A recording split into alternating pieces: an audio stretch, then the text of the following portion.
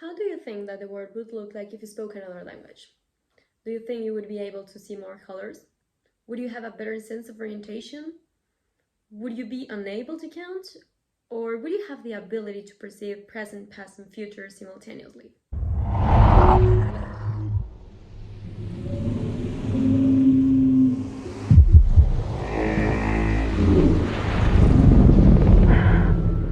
Relationship between language and reality has been widely studied by academics of different disciplines. One of the most famous theories that attempts to give an answer to this dilemma is the Sapir-Whorf hypothesis, named after Benjamin Lee Whorf and his professor Edward Sapir. The strong interpretation of the theory is known as linguistic determinism, or Whorfianism.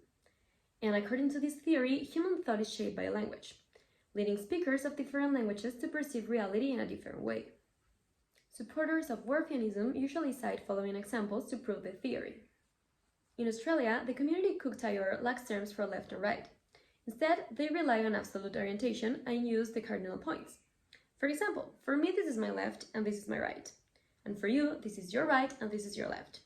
For them, it would just be the cardinal point, regardless of where they are standing. According to Whorfianism, people who speak this language have a better sense of orientation because of their language. Another example is the color spectrum, which changes from culture to culture. In Russian, for instance, unlike English, these two are considered different colors, instead of just shades of blue. Presumably, speakers of languages with a richer color vocabulary have a better capacity to perceive variations between colors compared to those whose languages have fewer terms. Another interesting case is the Pirala language, spoken by a small community in the Amazonia. This language doesn't have words for numbers, and following the logic of linguistic determinism, people who speak Pirala cannot count because their language doesn't have word for numbers. Or in other words, people who speak Pirala cannot count because of their language. Alongside these examples, there are many other cases of languages with particular characteristics and many claims about their native speakers. According to Whorfianism, what determines people's capacities and their interpretation of reality is language. As a language student who speaks 5 languages, I am a huge language nerd, and everything that is related to language has always fascinated me. The first time I learned about the relation between language and reality was in one of my favorite classes of university, and since that moment, this particular topic has been especially interesting for me.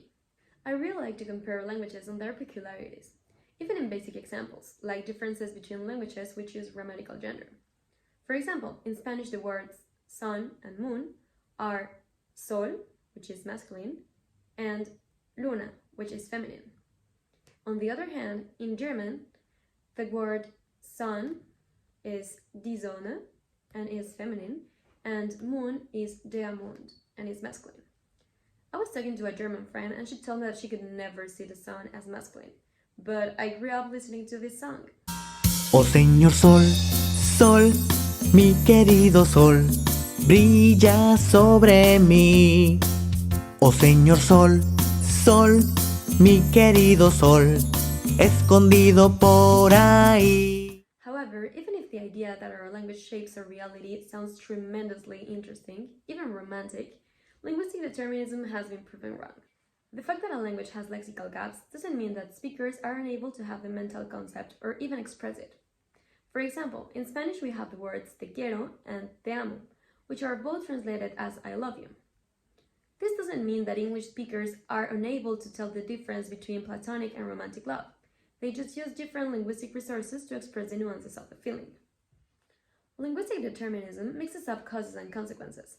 The logic is, your language determines your reality, when in fact, your cultural, geographical space, and material conditions determine your language. Taking the example of Cook Tayor, it is not because of their language that they have a better sense of orientation. It is because of their geographical conditions and culture that it makes sense for them to use north, south, east, and west as the reference. Same happens with Pirala. It is not that they are incapable of counting because their language doesn't have words for numbers. They don't have words for numbers because, as an isolated gathering culture, they don't need to count. Once again, the answer is culture, not language. And even in the few times that experiments have proven this theory, the differences between speakers have been insignificant. For example, Russians turned out to be 124 milliseconds faster than US Americans in telling when light blue changed to dark blue. And even if I would be more likely to say Mr. Sun instead of Miss Sun, Native speakers of gender grammar-based languages don't go through life thinking about objects as if they were females or males.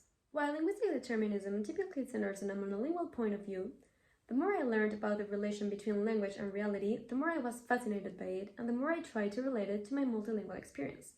More specifically, my experience as a non-compound multilingual.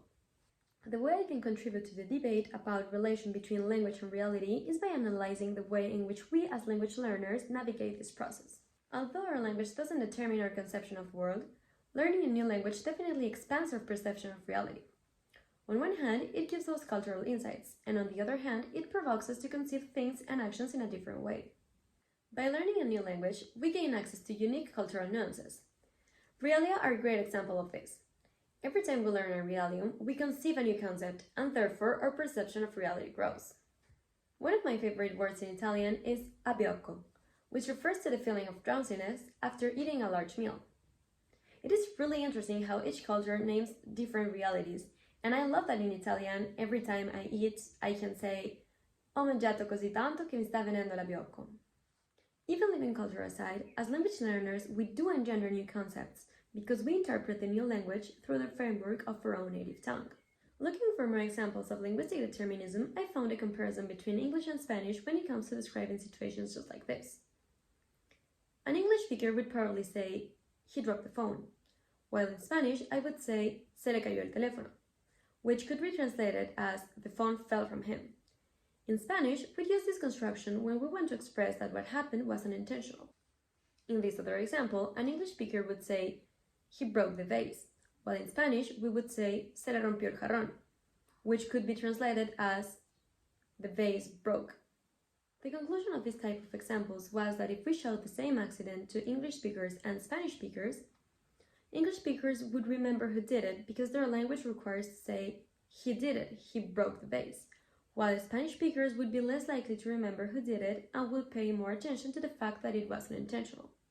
As a Spanish speaker, I disagree with this affirmation. If this happened to me, even if I don't explicitly say, tiré mi teléfono, I dropped the phone, or rompí el jarrón, I broke the vase, I would be very aware about the fact that it was my fault, and other Spanish speakers would know it as well. However, I do understand that an English speaker might think that Spanish speakers do not perceive so much whose fault it is for how we structure our sentences. And it happens the other way around as well. When I speak English and I am forced to say, I dropped my phone, I kind of feel that I am communicated that it was on purpose, while in reality, an English speaker would probably understand that it was not my intention. When we speak a language other than our native, we might feel sometimes that we are communicating something different because we have to use different grammar. Even if Spanish and French use grammatical gender, if we want to compare flowers, for instance, in Spanish we use demonstrative pronouns and we would say, esta es más grande que esta. This one is bigger than this one. French speakers, on the other hand, often use personal pronouns and they would say, elle est plus grande que elle. Even if the translation would be exactly the same, this one is bigger than this one, thanks to my Mexican mind, I kind of feel that I am saying she's bigger than her, because I am using personal pronouns. Of course, French speakers don't see it like that. But as a native Spanish speaker, using this construction when I speak in French makes me think that I am talking about flowers as if they were girls. I also generate new mental images when I learn the vocabulary of another language. I have tons of examples of how German makes me conceive things in a different way. For example, the word Schildkröte means turtle, and is formed by the words Schild, that means shield, and Kröte, that means frog. Even if I know that the word Schildkröte means turtle, when I use the word, I can't help thinking in something like this. When I told that to my German friends, they found that really funny and told me that they had never thought about turtles in that way, but that they understood. Another example, which is one of my favorites, is the word Handschuhe. It's formed by the words hand, that means hand, and Schuhe, that means shoes, and it means gloves. And every time I use the word Handschuhe, I feel that I'm saying shoes for my hands, and I find that really cute. But I am very aware about the fact that I only generate those mental images because I'm not a native speaker. Because every time I hear curiosities about Spanish, I don't relate with the new concept that non-native speakers generate. I was talking to one of my language nerd friends, and she told me that she found really funny that in Spanish, a way of saying, I've been studying German for 3 years, is Llevo 3 años estudiando alemán. The verb llevar means to carry or to take something to somewhere. So if we translated this phrase word by word, we would have, I carried 3 years studying German. She told me, okay, I understand what you mean, but why do you use llevar? Where are you taking those years? When she uses that phrase, she imagines that she's carrying those years, while as a native speaker, I don't think about that at all. In this way, when we learn another language, we create new mental images, not because native speakers of that language have them, but because we are used to express our ideas in a certain way. And when we speak another language, we need to use different structures and vocabulary that we cannot help associating with our own first language. Thus, although our native language does not determine the way we perceive the world, learning a new language broadens our reality. Not only because it allows us to understand diverse cultural nuances, but also because we create new meanings by interpreting the new language from the logic of our own mother tongue. And that's one of the beauties of learning multiple languages.